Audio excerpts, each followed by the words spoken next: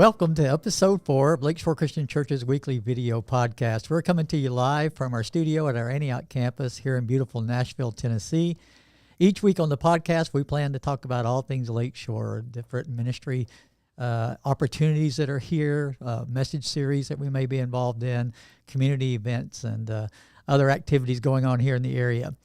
We want each of you to join us regularly. If you could subscribe, maybe hit that notification button, invite friends, neighbors, co-workers to join us as well. We'd love for you to have this midweek connection with Lakeshore Christian Church. I'm happy to welcome this week's special guest to the podcast. Mike Schwartz is our Smyrna Campus pastor. Welcome, Mike. It's good to have you here today. Thank you.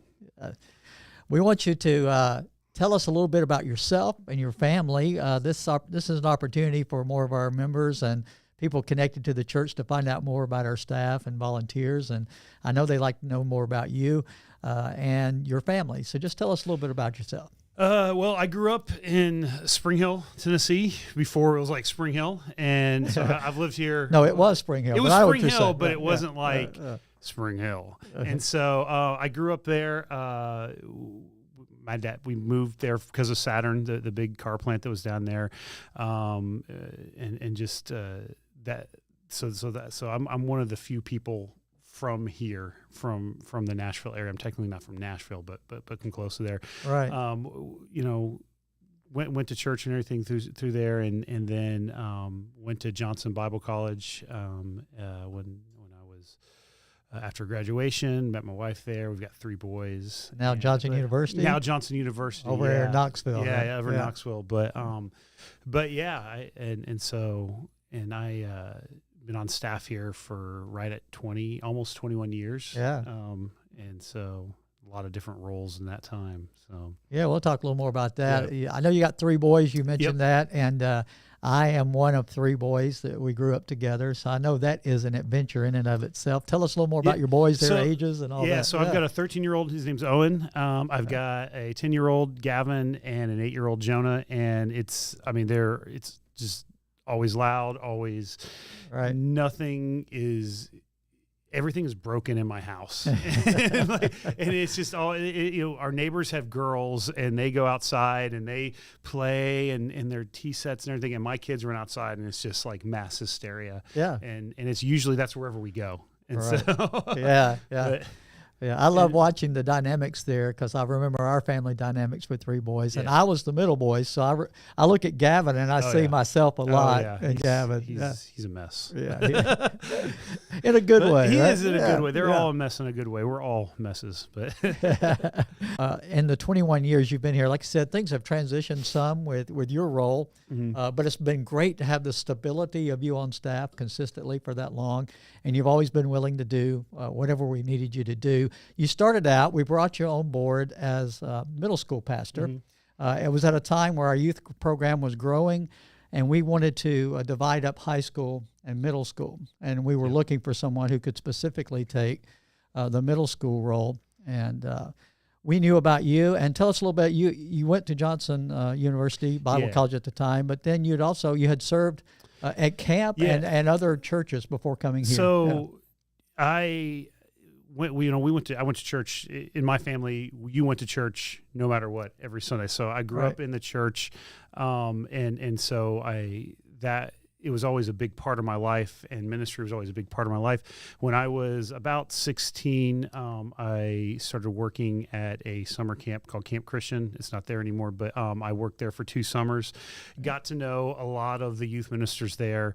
Got to spend a lot of time with youth ministers and with kids and working camps. And as I'm starting to get through high school and decide what I want to do, my first thing I wanted to do, I don't even know if you know this, but I wanted to be an oceanographer.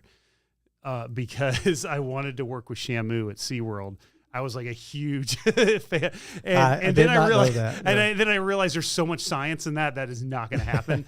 and so I had been impacted a lot by a lot of the youth ministers at camp.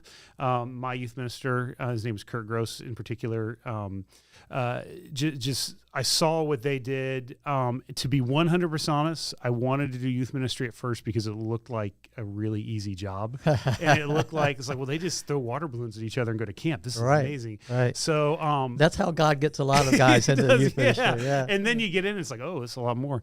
Yeah. But so started to feel the call to ministry, and then as I got closer and closer, some of the youth ministers really thought, okay, youth ministry is what I want to do.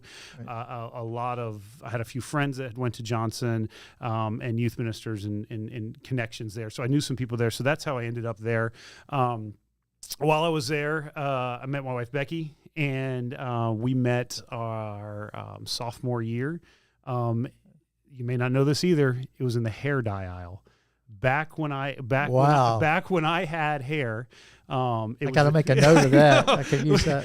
Yeah. We met to go to Walmart because we were going to dye my hair because at the time that was cool, or at least somebody told me it was cool. No, that was never cool. But it could be the reason I've lost it all too. But so we met there and ended up, I'd worked at another church in Mount Juliet for about a year.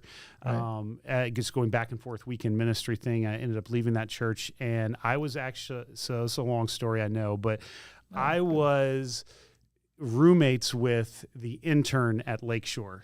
Okay. And so there was one connection there. Right. We were roommates. Was that Robert? No, it was Jeff Chamberlain. Oh yeah, Jeff. Jeff, yeah. Okay. So Jeff, and we still keep in touch. But Jeff, we were roommates for a summer because he was interning here, and then I was at another church doing youth ministry, and we just needed a place to stay for the summer, so we stayed, and I got a lot of good stories about that. But so we were there, and I started dating Becky. I was about to propose to her, and her sister-in-law was actually on staff here at Lakeshore. Right. Kathy Robbins, now Kathy Posey, but her brother who has passed away was married to Kathy, and so we knew them, we knew Lakeshore, and kind of found out that they might be looking for somebody, and thought that, and so that's how I ended up here, was through all those connections. And it was really was like one of those, like you look back on it and you're wondering, okay, how's God moving? And you look, like the rear view mirror of what God does for you is just, it's like boom, boom, boom. All this stuff went right. Right. It's amazing when you look at how the dots got connected to get you to where you are. Because the church that I was at, I left, and a week later I found out about it, and it was just like no recollection that I had no idea that there was even something going to be happening here. So so I started doing middle school, and that was 2001, October 2001 is when I started here. Right.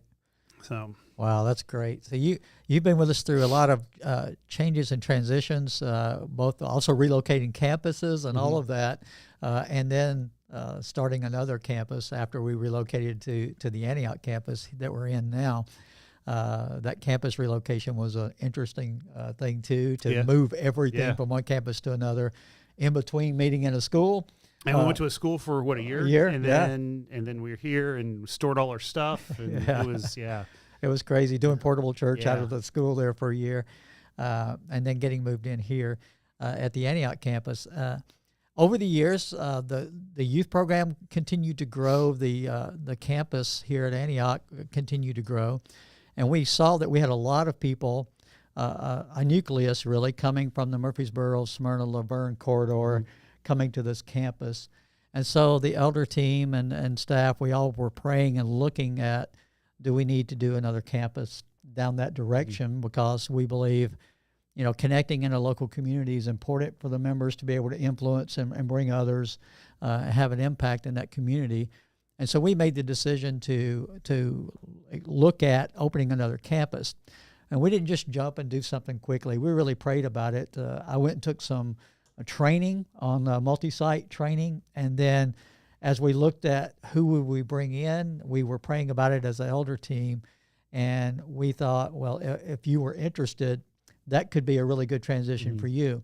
Yeah, you could talk a little bit about this. I know at the time too, part of why you were looking at a transition is you were looking at some health things, and youth ministry certainly was physically taxing. with what you were dealing with. You had gone through a little bit of a crisis with that, not knowing. I remember he didn't know this was going on until he had kind of a crisis with this. I mean, and that's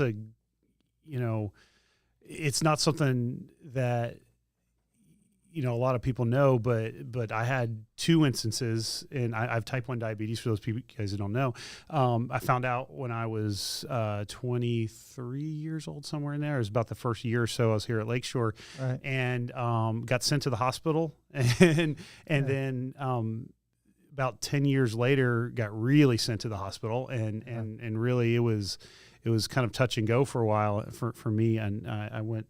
Just my sugar got so high and everything, and youth ministry. I love youth. I still love youth ministry, but some of the things with youth ministry, with camp and with diabetes, you got to watch what you eat, and you got to be careful with that. It just wasn't. It wasn't doing well for my health, and so ended up talking to you a little bit about that, and not really knowing plans and everything, and everything just kind of worked out. It's again that same thing as you turn around, and you look back. All these things were going in line. Yeah, God was connecting dots. Yeah. He knew before we did about what we're going to be doing with another campus and how you would need something like that would be a good fit for you, and brought all of that together at the same time.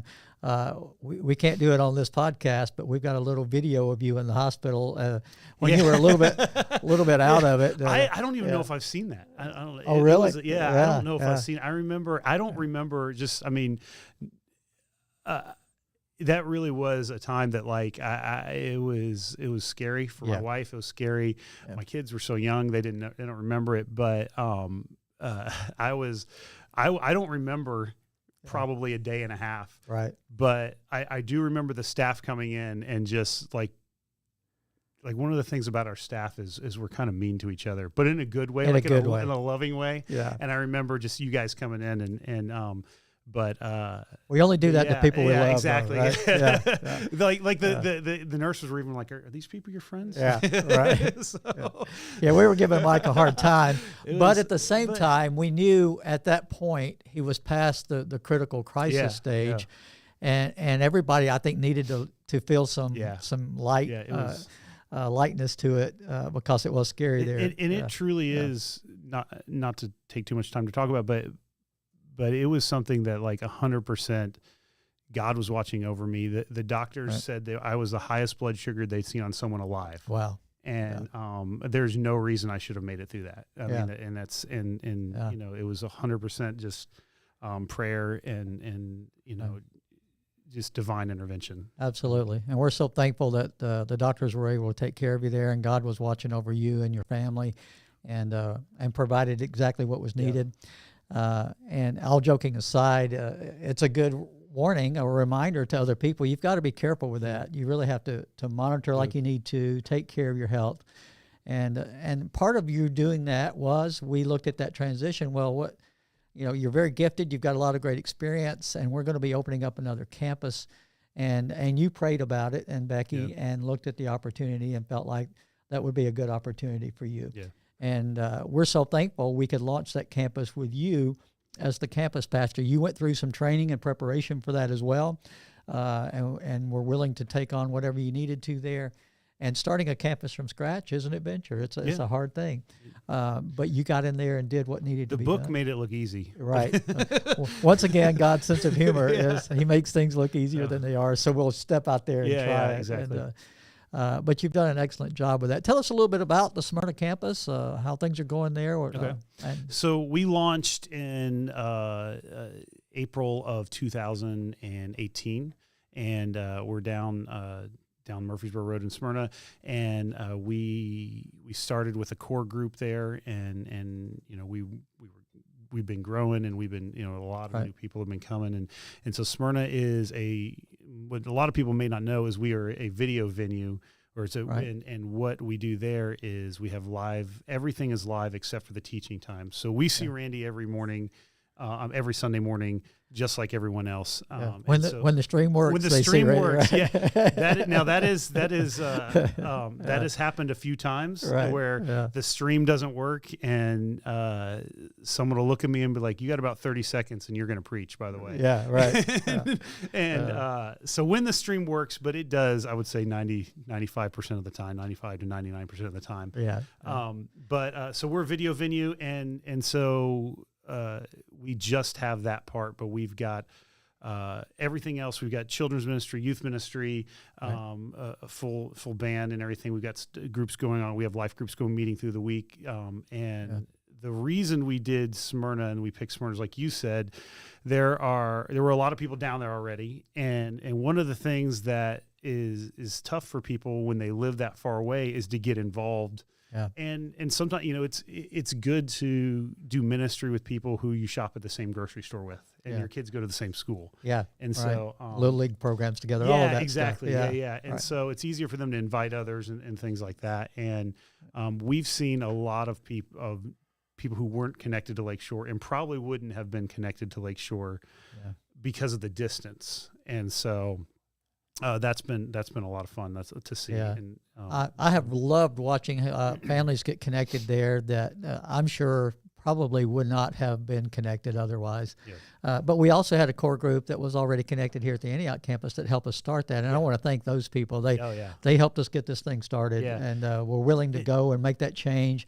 And it was different for them than being at this campus. It was a change for them, but they were willing to embrace that change. Yeah. And that's the thing I think one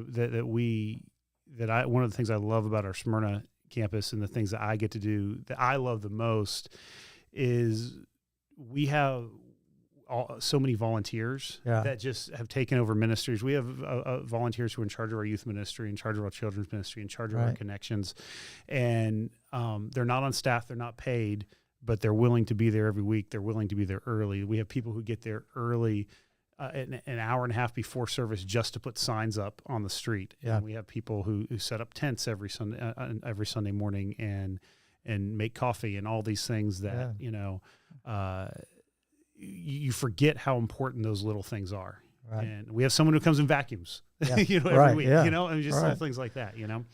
And they're all volunteer. It takes a whole team like that, a lot of people to pull it off. And you've got some really great, faithful, consistent volunteers there that make it work. And your paid staff there, we've got JW with the music and fine arts, who's paid staff, but he oversees both campuses really with the music, but he's there pretty regularly at the Smyrna campus.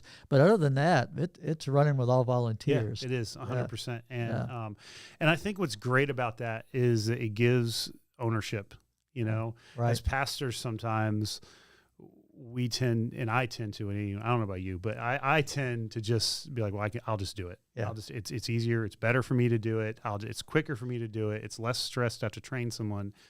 But we sometimes rob people of the joy of serving when we do that. And we want them to use their gifts. Don't we? And when people are able to serve in those capacities, they're able to take ownership. Right. And it's a lot easier to take ownership of something. And so we have a lot of people that just love and just have taken ownership of the Smyrna campus. And I'm sure Antioch has, Antioch has the same thing going on. So. Yeah. At every campus of a church, you are dependent on a lot of people being willing to do that.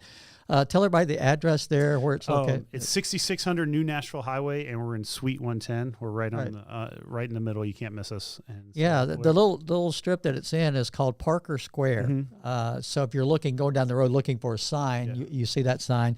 And every week you guys put out signage on the road and everything, too. We're right next to Big Charlie's Bait Shop. There you go. If you know where Big Charlie's is. So if you need some bait or church, either one. They have good. Everybody loves it because they have really good sausage biscuits on Sunday mornings. All right. So everybody walks over and gets them. So. It's good to have those connections. Yeah. And that's one of the things I love, too, about one reason we did a campus like that is you guys connect well in the community. Mm-hmm. And I know right now you've got some connection that's really good with Smyrna Elementary School.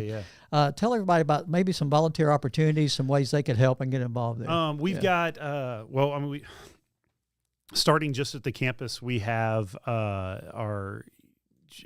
basically any volunteer position you can think of. We need greeters, welcome desk. I would say the biggest need that we always need in Smyrna, especially, is our children's ministry. Right. We have a lot of kids. Yeah. We have a lot of kids, and I think that's one of the biggest challenges that we have is our kids, because there's a lot of children, right. especially under 18 there. Yeah, and that requires a lot more hands than an adult ministry, because it just requires more ratio of adults to kids to run those programs. So, and so that's where we're working right now, trying to figure out, okay, space is an issue, and all these things like that, and just how do we, and with volunteers, how do we they're able to take ownership over that, but figuring out space things and curriculum, all that stuff. So sure, and it's lease space, and it works well, but you have to be creative with the ratio of number of kids in the room that you're in and all of that. And you guys are doing a great job with it, but it will continue to be a challenge that you need help with. And we appreciate volunteers jumping in there. I know you got something coming up too with the school where you were needing some specific. Yeah. So August the 2nd, it's a Tuesday night from 5 till 7, is Smyrna Elementary. They've asked us to be a part of their back to school bash. We did this last year, and we get to partner with Smyrna Elementary every year. We love being partners with them, where what we did a few years ago is we just decided we're going to pick one place. We're not a large campus. We're going to pick one place that we can just really pour into, and Smyrna Elementary was the place that we picked because they were one of the most needy. So we help them with a few things throughout the year.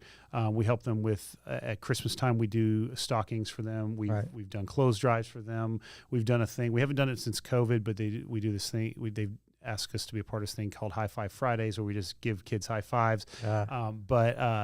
That's been really good. But they've asked us to be a part of their back to school bash, where we're going to provide inflatables for them.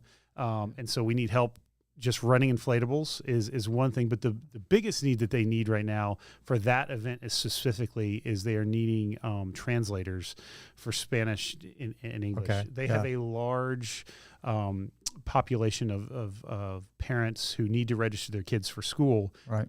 But they need help registering them for school. Yeah, a language barrier. Yeah, there is. Yeah, and they're willing to they come for 2 hours, and they set up computers in the gym during this back to school bash. And so if you are someone that is bilingual and it would help out for a couple hours or even just an hour, you just sit at a computer and just help somebody register their kid for school is all it is. It's very easy, but it's a huge need in Smyrna and Rutherford County right now is people who are bilingual who can help with translating. Yeah, I know at both of our campuses we have a lot people that are bilingual, and so if you're available at that time, they could email you, right? Yes. Let you know. Yep, right. Yep. Good. Mike Schwartz at lakeshorechristian.com. All right. Yeah. Make sure you let him know if you could help out with that. That would be great.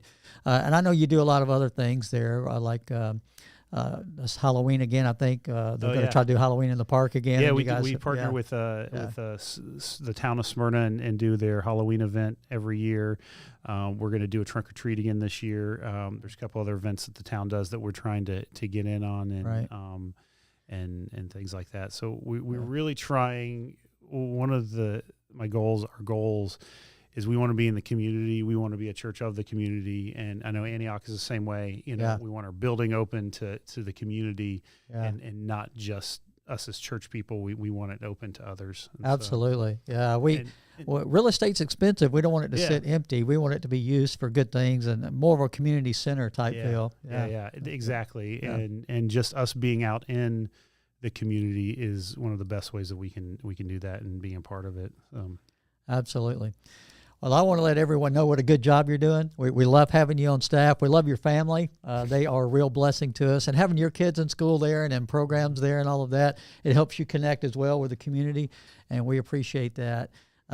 We want you to continue understanding the value of that. I know you do, and I want the whole church down there, the whole campus to know, and our campus here at Antioch, how important it is for us to have that campus down in Smyrna and the difference that it's making there. So thank you again so much for being my guest today. Enjoyed it. It's good to get to know you a little better. I made a note about the hair dye thing. I I can I've use got that. pictures I'm sure. actually somewhere. Yeah. I'm sure I could use There's that later, pictures. somewhere down the road. I'll get you to send me some pictures. That'll be good. Yeah.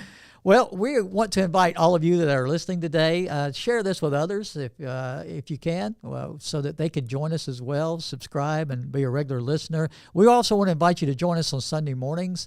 This week we begin a new message series called Wisdom for the Ages, and each week we're going to be exploring godly wisdom from the book of Proverbs. And I'm just going to select different Proverbs that we're going to do. One of my favorite passages in Proverbs is found in Proverbs 4 and verse 7. It says this: "The beginning of wisdom is this, get wisdom, though it cost you all you have, get understanding." He's talking about how valuable the wisdom of God is for our lives. Even if it costs you everything, it's worth it to get that wisdom because of the difference it'll make in your life. So I hope you'll join us, invite others to come with you as well. Got a couple other things just quickly I want to remind you of. We want to encourage you to register and attend our summer celebration at Camp YI. It's going to be on August the 6th. You can register online at lakeshorechristian.com. You can also register at one of our campuses on our kiosk. They have the registration graphic there. Just click on that and you can go and register there. We also, as he mentioned, have that need for translators, so don't forget, go ahead and let them know if you're available to do that. And we just confirmed today we're going to have another Kids 101 baptism class. It's going to be on Saturday, July 23rd from 10 a.m. to 3 p.m. This is especially designed for elementary age children 8 years old and up. So you can register for that. We'll have the registration set up for that this Sunday at both campuses. That's going to take place at the Antioch campus for this one, but we're inviting, of course, any families from the Smyrna campus that have children that age that want to do it to come. And then later on, we plan to have that class offered at the Smyrna campus as well. So we want you to know if your kids are asking questions about baptism, if they're interested in that, this is an excellent way for them to find out more, and for you as a parent to discover, is my child ready to take this step yet? Because we want to encourage you and support you and your family in those hard decisions sometimes to make for your kids. So invite family, friends, coworkers, join us as we continue to connect, grow, and serve here at Lakeshore Christian Church. We'd love to see you this Sunday at either campus. Thanks for joining us today.